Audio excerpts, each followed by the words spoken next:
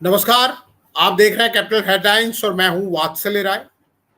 आज बड़ा खास दिन है, धर्म के लिहाज से भी खास दिन है और एक महापुरुष की जयंती है आज। महापुरुष भारत रत्न जयप्रकाश नारायण, जिन्हें बहुत से लोग जेपी के नाम से जानते हैं, जेपी कहते हैं, बल्कि उनके करीबी लोग पहले जयप्रकाश को जेपी कहते थे शॉर्ट फॉर्म में। और वो जेपी इतना पॉपुलर हो गया कि पूरे भारत के अंदर ज्यादातर लोग जयप्रकाश नारायण, जिनके आगे उपनाम भी लगता है लोक नायक, जनता के नायक थे। लोक यानी जन, जनतंत्र में सबसे बड़े नायक थे। एक ऐसे नायक जैसे हम महात्मा गांधी को याद करते हैं, 2 अक्टूबर को उनकी जयंती हमने मनाई थी और आज 11 अक्टूबर उनकी जयंती है, लोकनायक जयप्रकाश नारायण। और दोनों महापुरुषों में एक समानता है कि दोनों ने देश के लिए लंबा संघर्ष किया, लेकिन कभी कोई पद नहीं लिया।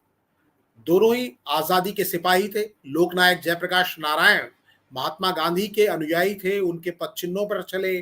और बहुत से लोग, कम से कम आज की पीढ़ी के लोगों की अगर हम बात करें, तो उनको संपूर्ण क्रांति आंदोलन जो इमरजेंसी के दौरान या उससे थोड़ा पहले शुरू हुआ था, और लोकनायक जयप्रकाश नारायण ने नारा दिया था, सिंहासन खाली करो कि जनता आती है। इंदिरा गांधी के सामने बहुत तनकर वो खड़े हो गए थे और बहुत बुजुर्ग थे उस समय। और बहुत से लोग उस आंदोलन के बाद जेपी की यादें जो हैं उस आंदोलन से जोड़कर देखते हैं, क्योंकि उस आंदोलन के बाद देश में काफी कुछ बदल गया। कांग्रेस का जो दबदबा था आजादी के बाद से सत्ता पर, उसको पहली चुनौती उस आंदोलन ने दी थी। और उसके बाद देश की राजनीति धीमे धीमे बहुत बदलती चली गई और 50 साल अभी इमरजेंसी को हो गए हैं। इस साल 50वां साल मनाया जा रहा है। और उसके बाद से अगर आप देखेंगे तो लगातार जो राजनीति का केंद्र है, जो प्रभाव क्षेत्र है, उसमें कहीं ना कहीं जेपी के अनुयायी जो उस आंदोलन से जुड़े हुए थे, 50 सालों तक उनका एक तरीके से दबदबा रहा है।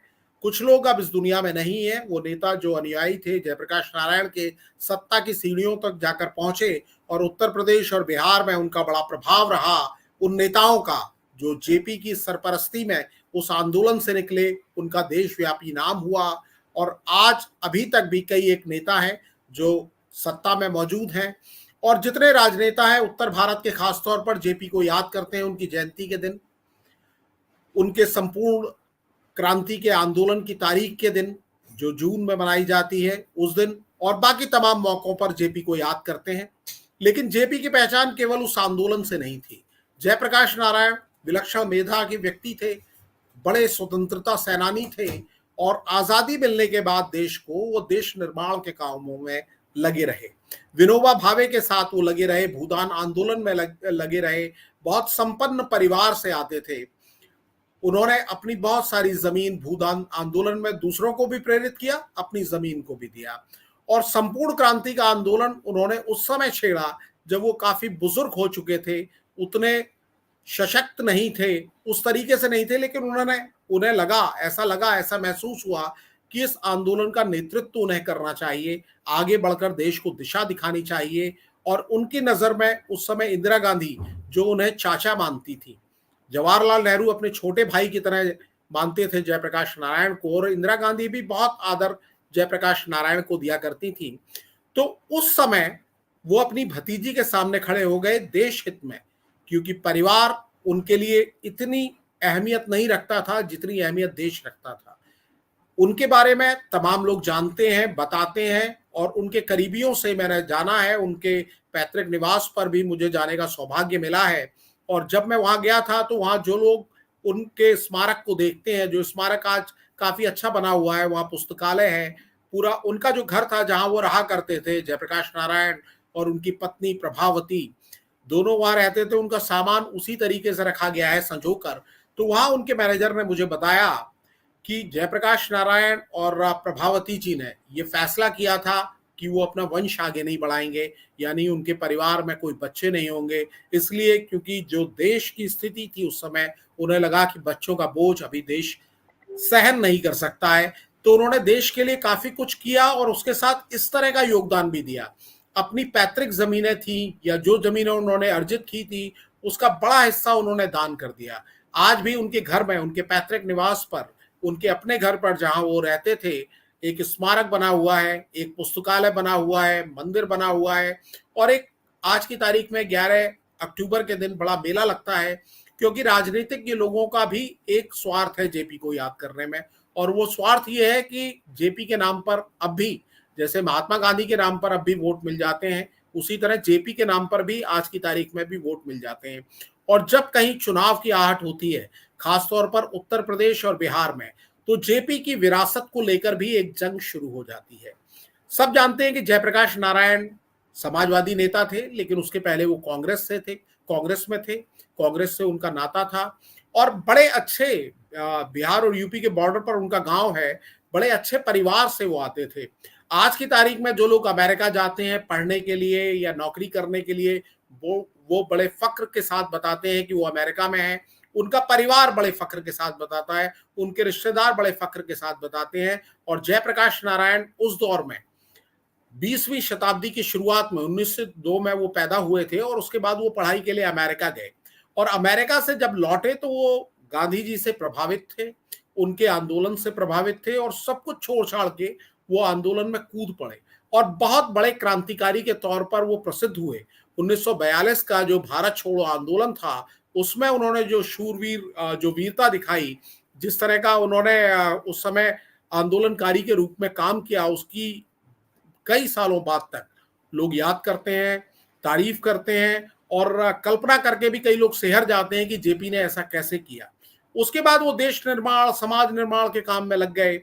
उन्होंने कभी ये नहीं सोचा कि वो पद ले लें। तमाम सरकारें बनी, जवाहरलाल नेहरू तो उनको अपना छोटा भाई मानते थे, वो चाहते कभी भी कहीं से चुनाव लड़के जीत जाते, बहुत रुतबा था, बहुत नाम था। रामधारी सिंह दिनकर जैसे प्रसिद्ध कवियों ने उनके ऊपर कविता लिखी थी, और वो भी 1946 में, देश के आजाद होने के करीब एक साल पहले, उनके ऊपर कविता रामधारी सिंह दिनकर जैसे बड़े कवि लिख चुके थे। उन्हें अपने कद का अंदाजा भी था, और वो ऐसे व्यक्तियों में थे जो, जवाहरलाल नेहरू उस समय देश के सबसे बड़े नेता थे, उनकी लोकप्रियता का आज के दौर में अंदाजा नहीं लगाया जा सकता है, लेकिन जयप्रकाश नारायण उन कम गिने चुने लोगों में थे जो जवाहरलाल नेहरू की नीतियों की भी आलोचना उनके मुंह पर कर सकते थे, खुलकर कर सकते थे, उन्हें बता सकते थे, उन्हें रास्ता दिखा सकते थे, उन्हें दिशा की जानकारी दे सकते थे। बहुत पढ़े लिखे थे, काबिल थे, और उससे ज्यादा उनके दिल के अंदर देशभक्ति की एक भावना कूट कूट कर भरी हुई थी। तो जब वक्त बदला, 1970 का दशक आया, और उन्हें लगा कि इंदिरा गांधी जिस तरह के फैसले ले रही हैं, खासतौर पर जिस तरह का कोर्ट का फैसला आया था, उनके निर्वाचन को रद्द किया गया था, और उसके बाद ये संकेत मिल रहे थे कि वो कोई बड़ा फैसला ले सकती हैं, तो उस समय बिहार में एक असंतोष था, छात्रों के आंदोलन को वो लीड कर रहे थे, और बीच बीच में इंदिरा गांधी से उनकी बातचीत भी होती थी, पत्राचार भी होता था, और वो उन्हें पहले समझाने की कोशिश कर रहे थे। जब उन्हें लगा कि स्थितियां नहीं बदलेगी, तो उन्होंने संपूर्ण क्रांति का नारा दिया, और वो मैदान में उतर गए। जयप्रकाश नारायण की विरासत, जैसा मैंने अभी जिक्र किया, बहुत बड़ी लेगेसी थी। उनके आंदोलन से जुड़े हुए तमाम लोग 50 साल बाद भी शासन में हैं, शासन व्यवस्था को संभाल रहे हैं, और उनके रुतबे का, उनके कद का, उनके लिए देश की इज्जत का अंदाजा इसी से लगाया जा सकता है कि 1998-99 में मरणोपरांत उनको भारत रत्न से सम्मानित किया गया। और 50 साल किसी नेता की लेगेसी अगर चलती है, चुनाव के दौरान उसको याद किया जाता है, चुनाव ना भी हो तो लोग उनको बड़े आदर से याद करते हैं। ऐसे नेता हिंदुस्तान ने कभी देखे हैं, खासतौर पर हाल फिलहाल के 40-50 साल के दौरान ऐसे नेता कम ही रहे हैं जिन्होंने अपने त्याग और तपस्या से एक प्रतिमान वो बन गए हो, और लोग उनके जैसा बनना भले ही ना चाहे, लेकिन उनको याद हमेशा रखते हैं। तो जयप्रकाश नारायण का कद वो रहा है भारतीय राजनीति में। लेकिन आज उनकी जो जयंती है, उस पर उत्तर प्रदेश से लेकर बिहार तक वाद विवाद, हंगामा देखने को मिला, और उस हंगामे की एक बड़ी झलक लखनऊ में दिखी, जब जयप्रकाश नारायण का जो कन्वेंशन सेंटर है लखनऊ में, वहां जाना चाहते थे अखिलेश यादव, लेकिन प्रशासन ने उनको अनुमति नहीं दी। तो समाजवादी पार्टी के तमाम कार्यकर्ता सड़क पर उतर आए, बड़ा हंगामा हुआ, और वहां अखिलेश यादव ने भी एक लंबा भाषण दिया। फिर सड़क पर ही प्रतिमा लाई गई जयप्रकाश नारायण की, वो तस्वीरें शायद आप लोगों ने देखी होंगी। वहां अखिलेश यादव ने माल्यार्पण किया। वो सेंटर जहां वो जाना चाहते थे जेपी के नाम पे जो बना है, वो समाजवादी पार्टी सरकार के दौरान ही बना था। मुलायम सिंह यादव भी बड़े नेता बने थे, वो दौर वही था जो जेपी आंदोलन के बाद ही मुलायम सिंह यादव का कद बढ़ा था। उस समय समाजवादी पार्टी नहीं थी, जनता पार्टी बाद में बनी, तो जनता पार्टी के नेता ही मुलायम सिंह यादव थे। तमाम पार्टियों के मर्जर के बाद जनता पार्टी बनी थी कांग्रेस से मुकाबले के लिए, और जनता पार्टी ने एक अभूतपूर्व सफलता कांग्रेस जो इंदिरा गांधी के टाइम में बहुत सशक्त पार्टी थी उसके सामने हासिल की। और उसके बाद जो राजनीति की धारा बदलती चली गई, फिर जो जनता पार्टी में नेता थे वो पार्टी बदलते गए, नई नई पार्टी बनती गई, जैसे जनता पार्टी से निकलकर ही बाद में एक जनता दल का स्वरूप बना, उससे निकलकर समाजवादी पार्टी बनी। और बिहार में भी आप देखें जैसे राष्ट्रीय जनता दल है, लालू प्रसाद यादव जिसके नेता हैं, वो पार्टी भी लालू प्रसाद यादव की अगर आप बात करें तो वो भी जयप्रकाश नारायण के ही अनुयायी थे, उनके आंदोलन के एक प्रमुख चेहरे थे। उस आंदोलन की समाप्ति के बाद जब चुनाव हुआ, इमरजेंसी खत्म हुई, तो उसमें वो पहली बार सांसद बने, बहुत यंग थे, और आज की तारीख में भी वो जयप्रकाश नारायण को बड़े आदर से याद करते हैं। इसी तरह नीतीश कुमार जिनकी जनता दल यूनाइटेड नाम की पार्टी है, और वो भी जेपी के आंदोलन से ही निकले थे। तो हम जिक्र कर रहे थे समाजवादी पार्टी ने आज जिस तरीके से प्रदर्शन किया लखनऊ में, तो उसी दौरान जब अखिलेश यादव अपनी बात रख रहे थे तो उन्होंने नीतीश कुमार को भी कहा कि आप समाजवादी व्यक्ति हैं, जयप्रकाश नारायण के भक्त रहे हैं, उनके अनुयायी रहे हैं किसी दौर में, तो आपको भी इस सरकार के खिलाफ, ये सरकार जिस तरह से जो जेपी के चेले हैं या अनुयायी हैं या उनके रास्ते पर चलना चाहते हैं, उनके साथ जिस तरह का व्यवहार कर रही है, ये सरकार जो मौजूदा सरकार है वो केंद्र सरकार और उत्तर प्रदेश सरकार की ओर इशारा कर रहे थे, तो आपको इस गठबंधन से निकल जाना चाहिए। क्या कहा उन्होंने वो मैं आपको सुनवा देता हूं, उसके बाद मैं आपसे आगे की बात। इस मौके पे कहूंगा कि बहुत सारे लोग समाजवादी लोग सरकार में हैं जो सरकार को चलवा रहे हैं। बिहार के मुख्यमंत्री जी भी हैं समय समय पर, जननायक जयप्रकाश जी, उनके बारे में वो उन्हीं के आंदोलन से वो निकले हैं। ये मौका मिला है उन्हें भी, ऐसी सरकार जो समाजवादियों को जयप्रकाश जयंती के दिन याद नहीं करने दे रही है, उस सरकार से समर्थन वापस ले लें। तो सीधी बात उन्होंने की, उन्हें रोका जा रहा था, सड़क पर माल्यार्पण करना पड़ा, जयप्रकाश नारायण जी की प्रतिमा वहां लाई गई, उन्हें कन्वेंशन सेंटर तक नहीं जाने दिया गया, तो उन्होंने सीधी ललकार लगाई और सीधा आह्वान की, अपील की नीतीश कुमार साहब से जो बिहार के मुख्यमंत्री हैं। इंडिया अलायंस जो आज बना है लोकसभा चुनाव के लिए, जिसका गठन हुआ था, अखिलेश यादव की पार्टी, कांग्रेस पार्टी और तमाम दूसरे दल उस गठबंधन का हिस्सा हैं, और उसको आकार देने में नीतीश कुमार ने एक बड़ी भूमिका निभाई थी। समाजवादी कनेक्शन है नीतीश कुमार और अखिलेश यादव की पार्टी के बीच में। मुलायम सिंह यादव के किसी जमाने में अच्छे मित्र थे, अखिलेश यादव से भी अच्छे रिश्ते हैं। शायद उन्हीं चीजों को याद करते हुए अखिलेश यादव ने अपील की, लेकिन जनता दल यूनाइटेड की ओर से जो जवाब आया शायद वो उतना उत्साहित करने वाला नहीं है अखिलेश यादव को। जनता दल यूनाइटेड के नेता राजीव रंजन ने क्या कहा वो भी आपको सुना देते हैं। लेकिन आज जब आप जेपी को श्रद्धांजलि दे रहे हैं, तो फिर लोकनायक ने जिन मूल्यों के लिए जीवन पर्यंत संघर्ष किया, उसमें परिवारवाद, वंशवाद और व्यवस्था परिवर्तन, सामाजिक कुरीतियां, ये अहम सवाल थे। आज अखिलेश जी को ये देश को बताना चाहिए इनमें से कौन सा मूल्य उन्हें प्रेरित करता है और क्या उन्होंने इनमें से अपनाया या उनकी पार्टी ने अपनाया। समाजवादी पार्टी में कोई आंतरिक लोकतंत्र नहीं है। तो सीधे तौर पर कटघरे में खड़ा कर रहे हैं अखिलेश यादव को, समाजवादी पार्टी को। लेकिन जो जयप्रकाश नारायण की परंपरा है, ये सारी पार्टियां अपने आप को बताती हैं कि हम उनके वाहक हैं, उनकी नीतियों को लेकर आगे चल रहे हैं, और एक दूसरे पर वो सवाल भी उठाते हैं। भारतीय जनता पार्टी का उस समय गठन नहीं हुआ था जब संपूर्ण क्रांति का आंदोलन और या संपूर्ण क्रांति का आह्वान किया था जयप्रकाश नारायण ने। उस समय जनसंघ था, बाद में जिसका मर्जर जनता पार्टी में हो गया, और जब जनता पार्टी से जनसंघ से जुड़े हुए लोग निकले तब भारतीय जनता पार्टी का गठन हुआ। और भारतीय जनता पार्टी के तमाम नेता भी जयप्रकाश नारायण को अपना आदर्श मानते हैं, बड़ा महापुरुष मानते हैं, और उनको बड़ी श्रद्धा के साथ याद करते हैं। सुबह सुबह ही प्रधानमंत्री नरेंद्र मोदी ने अपने एक्स अकाउंट पर एक वीडियो पोस्ट किया है जयप्रकाश नारायण के बारे में। जयप्रकाश नारायण आज नहीं है, लेकिन उनके विचार है, उनकी विचारधारा है, और सारी पार्टियां क्लेम करती हैं कि वो उस विचारधारा पर आगे बढ़ रही हैं। और जयप्रकाश नारायण को आज की तारीख में याद करने की बहुत बड़ी वजह यह भी है कि कई लोगों का ऐसा कहना है कि उत्तर प्रदेश में 10 सीटों पर उपचुनाव होने हैं। समाजवादी पार्टी और भारतीय जनता पार्टी दोनों के लिए नाक की लड़ाई है वो उपचुनाव। बिहार में अगले साल विधानसभा चुनाव होने हैं, तो बिहार में भी जो पार्टियां हैं उनके लिए भी नाक की लड़ाई है। और दोनों तरफ ही जयप्रकाश नारायण को पसंद करने वाले या उनके आदर्श पर चलने का दावा करने वाले दल हैं।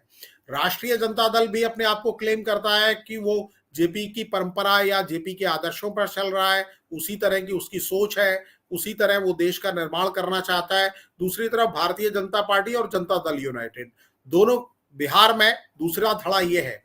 लेकिन अब एक चीज और गौर करनी होगी कि जयप्रकाश नारायण का जो आंदोलन था, संपूर्ण क्रांति आंदोलन, वो कांग्रेस सरकार के खिलाफ था। इंदिरा गांधी कांग्रेस की सर्वोच्च नेता थी, और आज अगर स्थिति आप देखें, समाजवादी पार्टी उत्तर प्रदेश में और राष्ट्रीय जनता दल बिहार में कांग्रेस के साथ है। इमरजेंसी के खिलाफ, इमरजेंसी के जो 50 साल पूरे हुए हैं, भारतीय जनता पार्टी और उसके सहयोगी दल जोर शोर से पूरे साल कार्यक्रम चलाने का ऐलान कर रहे हैं। लगातार कार्यक्रम जो जून से शुरू हुए हैं वो अभी तक चल रहे हैं। अलग अलग जगह सेमिनार हो रहे हैं, गोष्ठी हो रही है, लोगों को बताया जा रहा है, फिल्में बनाई जा रही हैं, डॉक्यूमेंट्रीज बनाई जा रही हैं, लोगों को दिखाई जा रही हैं। उस पूरे आंदोलन की बात की जा रही है, और उस आंदोलन के बहाने कहीं ना कहीं कांग्रेस पार्टी को निशाने पर रखा जा रहा है। और ये तमाम नेता उस दौर में कांग्रेस के खिलाफ थे। ये नेता जो नहीं थे, अखिलेश यादव शायद उस समय सक्रिय नहीं थे, शायद क्या यकीनन सक्रिय नहीं थे, लेकिन उनके पिता थे और इमरजेंसी का विरोध कर रहे थे। जेल में भी तमाम नेता रहे। नीतीश कुमार तो खैर छात्र आंदोलन का हिस्सा थे ही। आज तमाम दल, जो चाहे वो लालू प्रसाद यादव हो, वो तो खैर एक बड़ा चेहरा थे जेपी आंदोलन के, बिहार आंदोलन का, संपूर्ण क्रांति आंदोलन का। आज इन पार्टियों के लिए बड़ा मुश्किल होता है डिफेंड करना, किस तरह से उस स्टैंड को डिफेंड करें। लेकिन राजनीतिक कंपल्शन है, मजबूरियां हैं कि आज ये तमाम दल एक दूसरे के साथ आ गए हैं। लेकिन कई लोग ऐसे भी हैं जो जेपी की उन नीतियों को मानते हैं, देश के बारे में सोचते हैं, जिनका पद से कोई लेना देना नहीं है, और वो इस राजनीति को देख रहे हैं तो बड़े हैरान होते हैं। उन्हें लगता है कि चीजों को बेहतर तरीके से किया जा सकता था, क्योंकि जयप्रकाश नारायण जब तक जीवित रहे उन्होंने देश के बारे में ही सोचा। जैसा मैंने बताया कि जब मैं उनके घर गया, जब सिताब दयारा में पहुंचा जहां एक स्मारक बना हुआ है, तो उनके घर पर जो मैनेजर जो उस घर की देखभाल करते हैं, उन्होंने मुझे खुद बताया कि जयप्रकाश नारायण और प्रभावती जी जो उनकी पत्नी थी, दोनों ने फैसला किया था कि हम अपने वंश को आगे नहीं बढ़ाएंगे, हम बच्चे पैदा नहीं करेंगे। तो ऐसी उनकी सोच थी। जो 50 बीघे से ज्यादा जमीन थी उन्होंने दान कर दी थी। और जैसा मैंने आपको जिक्र किया कि रामधारी सिंह दिनकर ने 1946 में ही जयप्रकाश नारायण के ऊपर कविता लिखी थी। घर घर में देश में वो पहचाने जाते थे। आज 50 साल के बाद भी, उस आंदोलन के 50 साल के बाद भी, जब उनके नाम पर राजनीति हो रही है, इस तरह से राजनीति हो रही है, तो आप समझ सकते हैं कि 50 साल पहले जयप्रकाश नारायण की आवाज की क्या ताकत रही होगी, उनका कद कितना बड़ा रहा होगा, वो किस सोच के नेता रहे होंगे, जिन्होंने सर्वशक्तिमान मानी जाने वाली इंदिरा गांधी सरकार के खिलाफ पूरा एक माहौल बना दिया। लोग अपने घरों से निकल आए और सिंहासन खाली करो कि जनता आती है कि नारा बुलंद होने लगा। और जिस कविता की मैं आपको बात कर रहा था, उसकी कुछ लाइनें मैं बात खत्म करने के पहले आपको सुना देता हूं। रामधारी सिंह दिनकर जो बहुत बड़े कवि हुए हैं, राष्ट्र कवि रहे हैं, उन्होंने लिखा था, कहते हैं उसको जयप्रकाश जो नहीं मरण से डरता है, ज्वाला को बुझते देख कुंड में स्वयं कूद जो पड़ता है जयप्रकाश वह जो न कभी सीमित रह सकता घेरे में, है जयप्रकाश वह जो कि पंगु का चरण मूक की भाषा है। यानी जो लोग पंगु हैं उनके चरण हैं, जो चल नहीं पाते हैं उनके लिए चरण है, और मूक की भाषा, जो बोल नहीं पाते हैं उनकी भाषा है जयप्रकाश नारायण। ये रामधारी सिंह दिनकर ने लिखा था। है जयप्रकाश वह टिकी हुई जिस पर स्वदेश की आशा है, भूचाल बवंडर के ख्वाबों से भरी हुई तरुणाई का है जयप्रकाश वह नाम जिसे इतिहास समादर देता है, बढ़कर जिसके पद चिन्हों को उर पर अंकित कर लेता है, ज्ञानी करते जिसको प्रणाम बलिदानी प्राण चढ़ाते हैं, वाणी की अंग बढ़ाने को गायक जिसका गुण गाते हैं, आते ही जिसका ध्यान दीप्त हो प्रतिभा पंख लगाती है, कल्पना ज्वार से उद्वेलित मानस तट पर थर्राती है, वह सुनो भविष्य पुकार रहा, वह दलित देश का त्राता है, स्वप्नों का दृष्टा जयप्रकाश भारत का भाग्य विधाता है।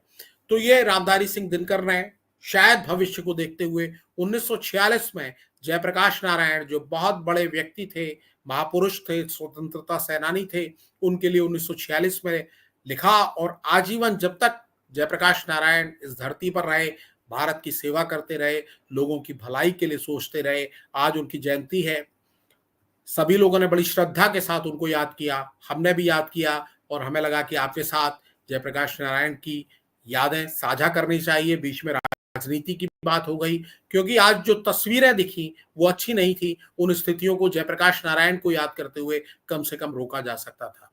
कैपिटल हेडलाइंस के लाइव शो में आज इतना ही। नमस्कार।